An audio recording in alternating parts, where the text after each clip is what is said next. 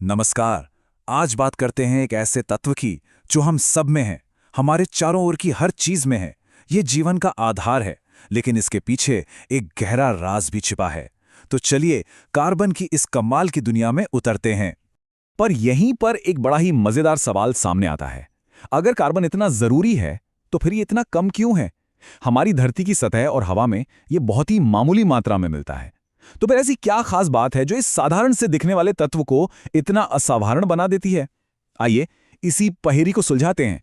जरा सोचिए, जमीन की जो ऊपरी परत है जहां से हमें कोयला और पेट्रोलियम जैसे खनिज मिलते हैं, वहां भी सिर्फ 0.02% कार्बन है। ये इतना कम है मानो एक बहुत बड़ी लाइब्रेरी में सिर्फ 1 या 2 किताबें ही कार्बन के बारे में हो। और हमारे वायुमंडल का क्या हाल है? वहां तो ये और भी कम है, सिर्फ 0.03%। इन छोटी छोटी संख्याओं को देखकर सवाल और भी गहरा हो जाता है कि आखिर इतनी कम मात्रा में मौजूद एक तत्व जिंदगी की बुनियाद कैसे बन गया। इस रहस्य से पर्दा उठाने के लिए हम कुछ अहम सुरागों को देखेंगे। हम सबसे पहले इसके बॉन्डिंग के राज को समझेंगे, फिर इसकी कुछ सुपर पावर्स के बारे में जानेंगे। इसके बाद हम इसके बनाए कंपाउंड्स की विशाल दुनिया की सैर करेंगे, उन्हें नाम देने का तरीका सीखेंगे और आखिर में देखेंगे कि ये हमें एनर्जी कैसे देता है।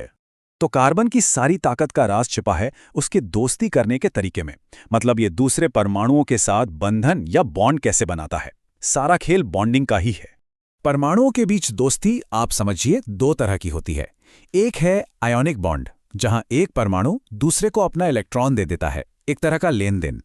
लेकिन दूसरी है सहसंयोजी बॉन्ड, जहां इलेक्ट्रॉनों की होती है साझेदारी, जैसे 2 दोस्त मिलकर कोई चीज इस्तेमाल करते हैं। कार्बन जो है ना, वो इसी दूसरी तरह की दोस्ती यानी शेयरिंग का मास्टर है। और इसी वजह से कार्बन के ज्यादातर कंपाउंड्स के गुण अलग होते हैं, जैसे कि वो आसानी से पिघल जाते हैं और बिजली के अच्छे कंडक्टर नहीं होते। तो सीधी सी बात है, सहसंयोजी आबंध मतलब शेयरिंग, साझेदारी। और यही कार्बन का सबसे बड़ा हथियार है। ये लेन देन पर नहीं, टीम वर्क पर यकीन करता है। अब सवाल ये कि कार्बन हमेशा साझेदारी ही क्यों करता है? इसकी वजह है इसका खास बैलेंस। देखिए, इसके बाहरी शेल में 4 इलेक्ट्रॉन होते हैं। अब इन चारों को किसी को दे देना बहुत मुश्किल है, और 4 नए इलेक्ट्रॉन लेना भी इसके बस की बात नहीं। इसलिए कार्बन सबसे समझदारी वाला रास्ता चुनता है, साझेदारी का। चलिए अब जरा कार्बन की असली सुपर पावर्स को देखते हैं। वो 2 खासियतें जो इसे लाखों करोड़ों अलग अलग तरह के कंपाउंड्स बनाने का किंग बनाती हैं।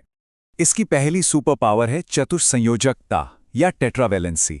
इसे ऐसे समझिए जैसे कार्बन के 4 हाथ हैं, जिससे वो एक ही समय में 4 अलग अलग परमाणुओं से हाथ मिला सकता है।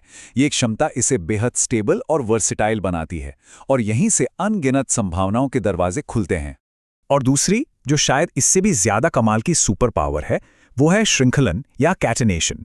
ये कार्बन की खुद कार्बन के ही दूसरे परमाणुओं के साथ जुड़कर लंबी लंबी मजबूत चेन और रिंग्स बनाने की अनोखी काबिलियत है।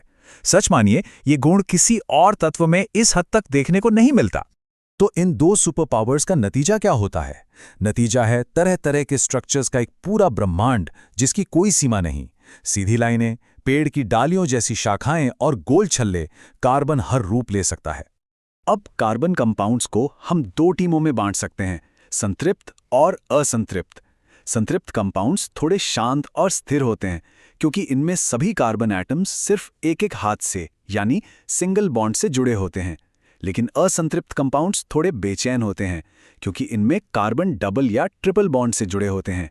ये एक्स्ट्रा बॉन्ड्स उन्हें ज्यादा रिएक्टिव बनाते हैं, मतलब वो दूसरे परमाणुओं से जुड़ने के लिए हमेशा तैयार रहते हैं। कार्बन एटम्स ना बहुत क्रिएटिव होते हैं। वो खुद को कई तरीकों से सजा सकते हैं। वो सीधी कतारें बना सकते हैं, जैसे ब्यूटेन में। वो पेड़ की शाखाओं की तरह फैल सकते हैं, जैसा आइसोब्यूटेन में होता है। या फिर वो मिलकर एक गोल छल्ला बना सकते हैं, जैसे साइक्लोहेक्सीन। सोचिए, एक ही फॉर्मूला, लेकिन कितने अलग अलग रूप।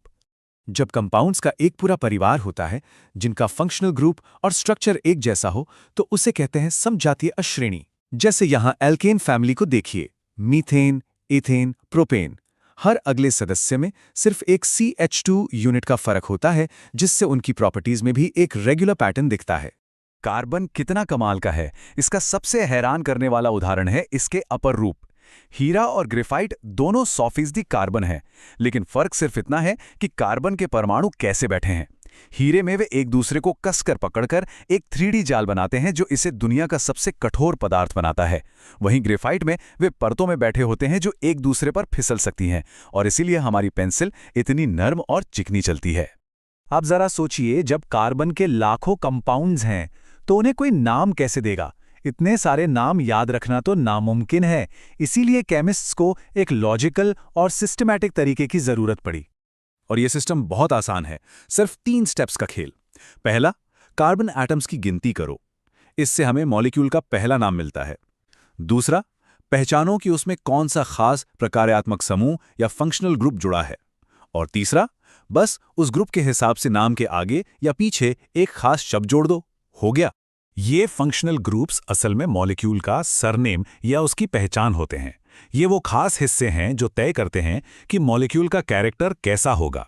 जैसे OH ग्रुप लगते ही कंपाउंड अल्कोहल बन जाता है और नाम के आखिर में ऑल लग जाता है, और COOH लगते ही वो एसिड बन जाता है और नाम में ओइक अम्ल जुड़ जाता है।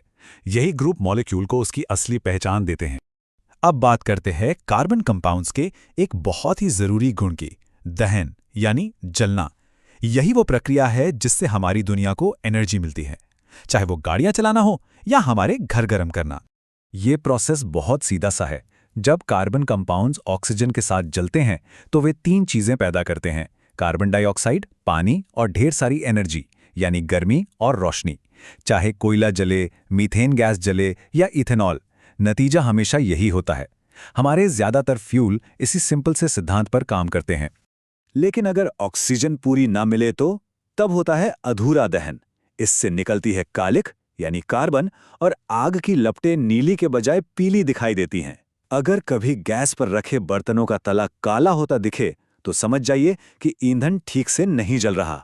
तो हमने देखा कि कैसे कार्बन के कुछ बेहद सिंपल से नियम, साझेदारी करना, 4 बॉन्ड बनाना और खुद से जुड़ते चले जाना, मिलकर जिंदगी और हमारे आसपास की दुनिया की इतनी बड़ी जटिलता को जन्म देते हैं। ये हमें सोचने पर मजबूर करता है, क्या विज्ञान और जीवन के दूसरे जटिल सिस्टम भी इसी तरह की सिंपल सी नींव पर बने हो सकते हैं?